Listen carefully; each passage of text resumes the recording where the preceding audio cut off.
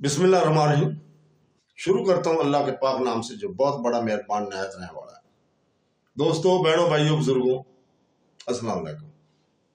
तारीख इस्लाम में हजरत खालिद बिन वलीद की किस्त नंबर 76 में हम खुशामदीद कहते हैं।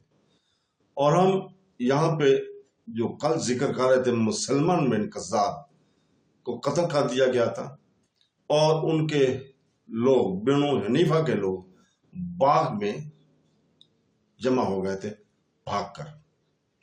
मजा ने बताया है कि इनके जिस लश्कर से हम लड़ चुके हैं, ये मजा जो है वो बता रहा था कि इससे कुछ ज्यादा लश्कर यमामा के अंदर मौजूद है।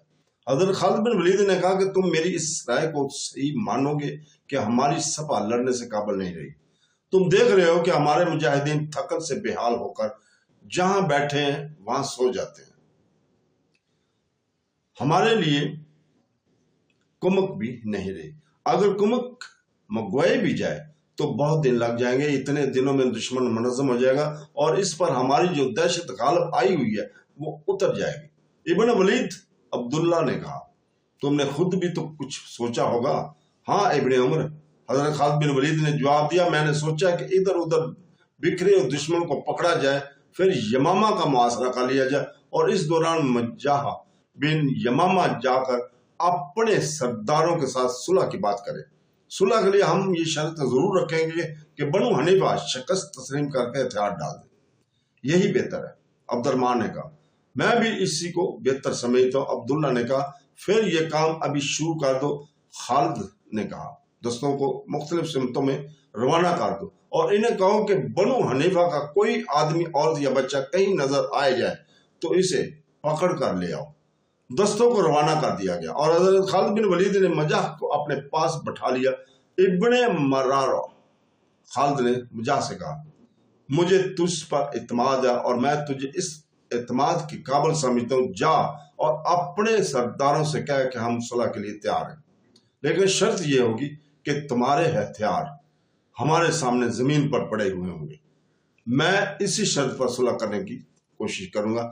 मजा ने कहा, लेकिन इब्ने वलीद अपने फौज की हालत देख ले, मैं मजीद खून खराबे से हाथ रोकना चाहता हूँ। हजरत खालिद बिन वलीद ने कहा, क्या तू नहीं चाहेगा कि तुम्हारे और हमारे जो आदमी जिंदा हैं वो जिंदा रहें? अपने कबीले में जाकर देख, आज कितने हजार औरतें बेवा और कितने हजार बच्चे यतीम हो चुके हैं। और ये भी सोच कि बनु हनीफा की कितनी औरतें हमारी लौनियां बन जाएंगी। इस वक्त की तहरीरों से पता चलता है कि हजरत खालिद बिन वलीद ये बात सुनकर मजाह के होंठों पर ऐसी मुस्कुराहट आ गई जिसमें तमस्खर या तंज की झलक थी। वो उठ खड़ा हुआ। मैं जाता हूं। मजा ने कहा, इब्ने वलीद, तेरी ख्वाहिश पूरी करने की मैं पूरी कोशिश करूंगा। हजरत खालिद बिन वलीद अपने खैमे की तरफ चल पड़े। वो लाशों और जख्मियों को देखने चले जा रहे थे।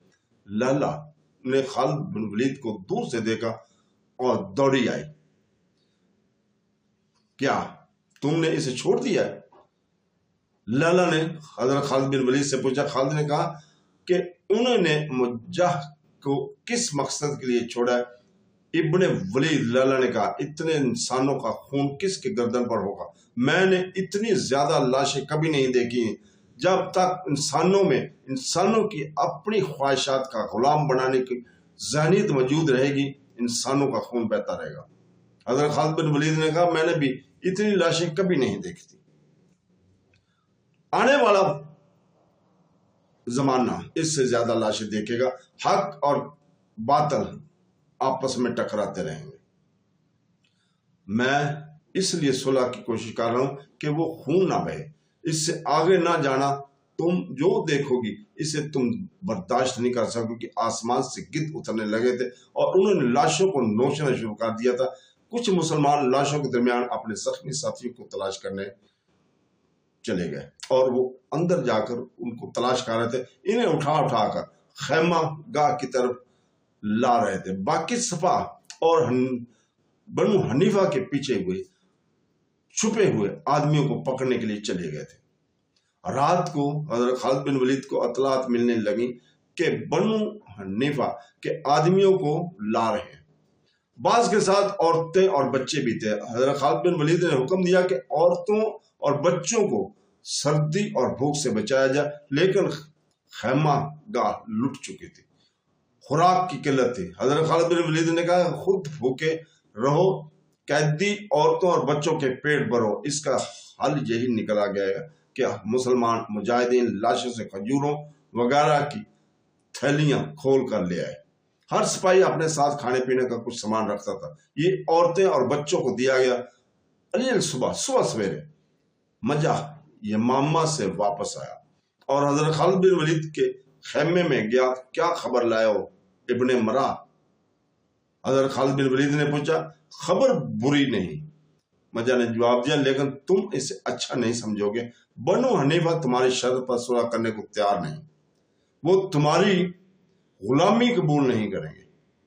خدائی قسم میں انہیں اپنا غلام نہیں بنانا چاہتا۔ خالد نے کہا ہم سب اللہ کے رسول کے غلام ہیں، میں انہیں اس سچے رسول صلی اللہ علیہ وسلم کے عقیدے کا غلام بناؤں گا، وہ اس شرط کو بھی نہیں مانیں گے۔ مجہ نے کہا اور یہ بھی دیکھ کہ تیرے پاس رہ کیا گیا ہے۔ ابن ولید میں نے یمامہ کے اندر جا کر دیکھا ہے، ایک لشکر ہے جو ذرا پہلے تیری چھوٹی سی فوج کو لہو لہان کر دینے کے لیے تیار ہے۔ کبھی یہ حماقت نہ کر بیٹھنا کہ یمامہ کو آ کر معاشرے میں لے لے تو کچلا جائے گا۔ ابن ولید جوش کو چھوڑ ہوش کی بات کر، اپنی شرط کو نرم کر، میں نے بنو حنیفہ کو ٹھنڈا کرا لیا ہے۔ اس لشکر کی آنکھوں میں خون اترا ہوا ہے۔ حضرت خالد بن ولید کی گہری سوچ میں کھو گئے۔ مجاہد نے انہیں کوئی نئی بات نہیں بتائی تھی، یہ تو حضرت خالد بن ولید دیکھ ہی چکے تھے کہ ان کے پاس جو سپہ رہ گئی ہے وہ لڑنے کے قابل نہیں رہی ہے۔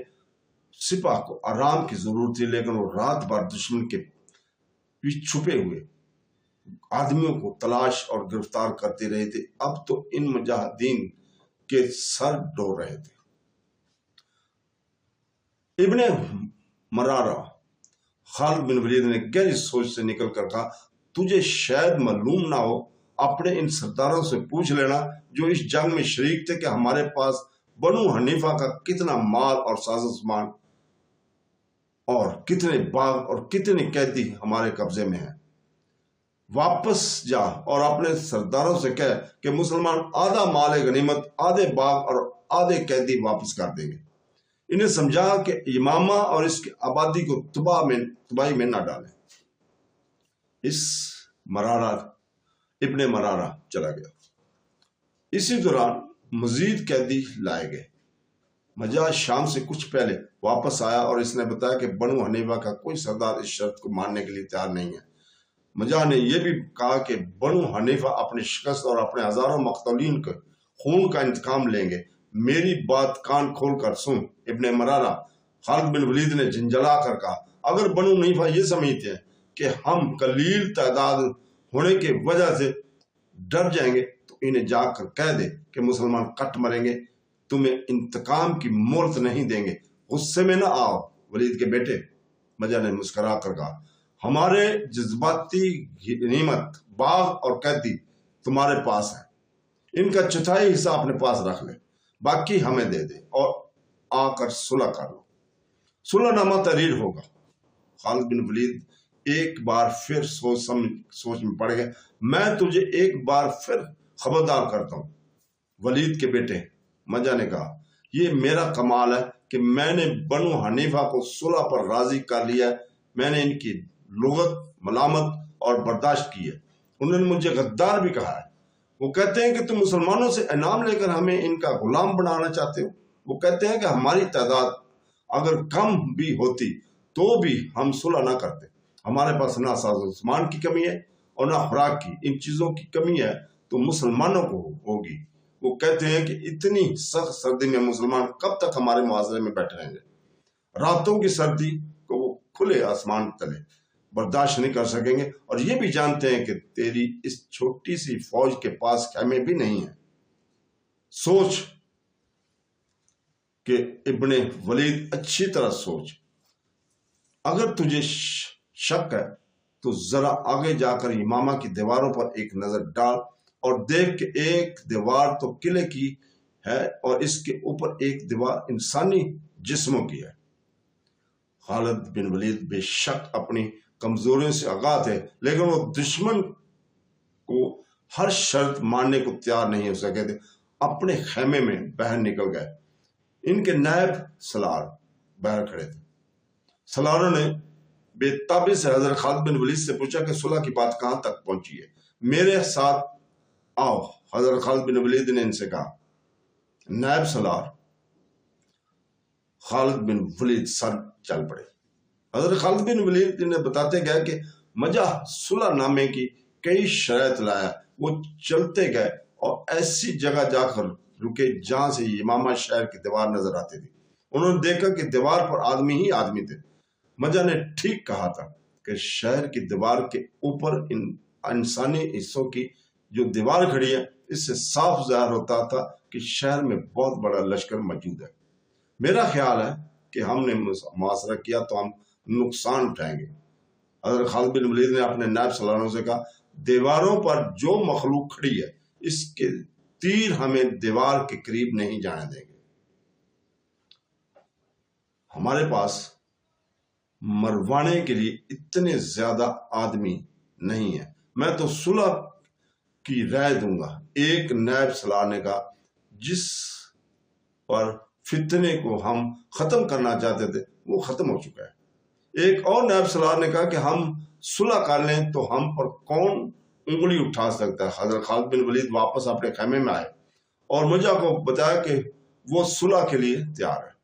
इस वक्त सुलहनामा तहरीर हुआ, जिस पर हजरत खालिद बिन वलीद ने खिलाफत की तरफ से मजा बिन मरावरा ने और जो हनीफा की तरफ दस्तखत किए। इसमें एक शर्त यह थी कि मुसलमान यमामा के किसी आदमी को जंगी मुजरिम करार देकर कत्ल नहीं करेंगे।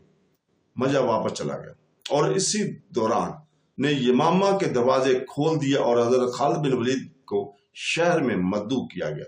हजरत खालिद बिन वलीद अपने सलारों कमांडरों के साथ यमामा शहर के दरवाजे तक पहुंचे। उन्होंने ऊपर देखा, दीवारों पर अब एक भी आदमी नहीं खड़ा था, बुर्ज भी खाली थे। हजरत खालिद बिन वलीद की तवक्को थी कि किले में के अंदर इन्हें जो हनीफा का वो लश्कर नजर आएगा, जिसके मुतल्लिक यमामा ने इन्हें बताया था कि मुसलमानों को कुचल डालेगा, मगर वहां किसी लश्कर का नामो निशान ना था। वहां औरतें थीं, बच्चे और बूढ़े थे, जवान आदमी एक भी नजर नहीं आ रहा था। औरतें अपने घरों के सामने खड़ी थी, बाज मडेरों पर बैठी थी और इनमें ज्यादातर औरतें रो रही थी। इनके खामद बाप भाई बेटे जंग में मारे गए थे। इब्ने मरावा खालिद बिन वलीद ने मजा से पूछा, वो लश्कर कहाँ है, देख नहीं रहे? वो इब्ने वलीद मजा ने दरवाजों के सामने और छतों पर खड़ी औरतों की तरफ इशारा करके कहा, यह है वो लश्कर जो शहर की दीवारों पर तीरों कमान और बर्छियां उठाए खड़ा था। ये औरतें? हजरत खालिद बिन वलीद ने हैरान सा होकर पूछा। हाँ, वलीद के बेटे। मजा ने कहा, शहर में कोई लश्कर नहीं है, यहां सिर्फ बूढ़े आदमी हैं जो लड़ने के काबिल नहीं, औरतें हैं और बच्चे हैं। क्या ये हमारे हमले को रोक सकते थे? हजरत खालिद बिन वलीद ने कहा, क्या औरतें मुकाबले में आई थी? तो दोस्तों, इसके साथ ही हम आज इजाजत चाहते हैं कल तक के लिए। कल इंशाअल्लाह ताला हम यहीं से शुरू करेंगे। अल्लाह हाफ़िज़।